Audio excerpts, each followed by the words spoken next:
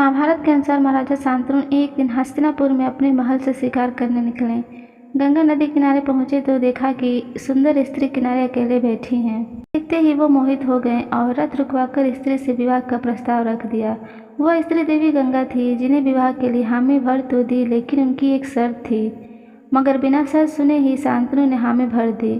इस पर गंगा ने कहा, राजन पहले शर्त तो सुन लीजिए। महाराज, शर्त यह है कि विवाह होने के बाद आप मुझसे ना तो कोई सवाल पूछेंगे और ना ही मुझे किसी काम के से रोकेंगे। जिस भी दिन आपने ऐसा कर दिया, मैं आपको तत्काल छोड़कर चली जाऊंगी। शांतनु ने शर्त सुनते ही कहा कि देवी, बिल्कुल ऐसा ही होगा। गंगा से विवाह के बाद शांतनु बेहद खुश हैं। जब उन्हें पता चला कि गंगा गर्भवती हैं तो वो बेहद खुश हुए। गंगा ने पुत्र को जन्म दिया तो शांतनु उनसे मिलने गंगा के कक्ष की ओर निकल पड़े। वो रास्ते में ही थे कि राजदासी ने बताया कि देवी गंगा अपने पुत्र को लेकर जंगल गई है। व्याकुल शांतनु गंगा को खोजने निकल पड़े। वह गंगा तट पर पहुंचे तो देखा कि गंगा उनके बेटे को नदी में बहा रही हैं।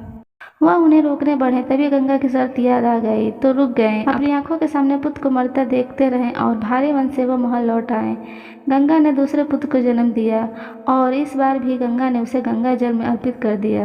वह अपने तीसरे, चौथे, पांचवें, छठवें और सातवें पुत्र को आंखों के सामने गंगा नदी में बहता देखते रहे, पर कुछ नहीं कर पाते। मगर जब गंगा आठवें बेटे को जन्म देकर नदी तट पर पहुंच गई तो शांतनु ने पूछ ही लिया कि प्रिय, ऐसा क्यों कर रही हैं। गंगा ने शांतनु से कहा कि महाराज, आपके सभी पुत्र जीवित और सुरक्षित हैं, बल्कि महर्षि वशिष्ठ के श्राप से मुक्ति दिलाई है। गंगा ने बताया कि वशिष्ठ ऋषि के पास दिव्य गाय कामधेनु थी।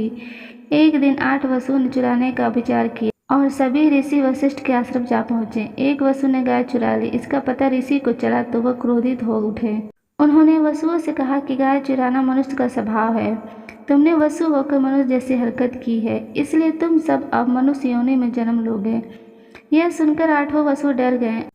उन्होंने ऋषि से क्षमा याचना की। ऋषि का मन पिघला तो उन्होंने कहा कि दिया श्राप वापस नहीं ले सकता, लेकिन मनुष्य रूप में जन्म होते ही तुम्हें मुक्ति मिलेगी। किसी एक को पापों का प्रायश्चित के लिए लंबे समय तक मनुष्य रूप में पृथ्वी लोक पर रहना पड़ेगा। सभी मेरे पास आए और विनती की कि मैं उनकी मां बनकर मनुष्य जन्म में मुक्ति दिलाएं।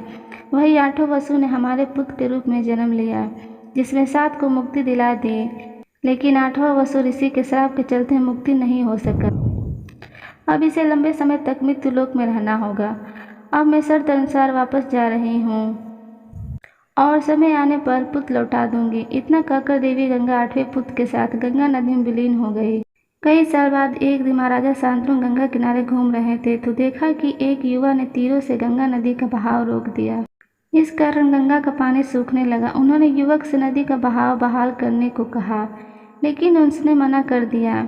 इस पर देवी गंगा प्रकट हुई और शांतनु से बोली, महाराज, यह आपका ही पुत्र देवदत्त है। इसने शास्त्र ज्ञान, शुक्राचार और अस्त्र शस्त्र ज्ञान परशुराम से प्राप्त किया है।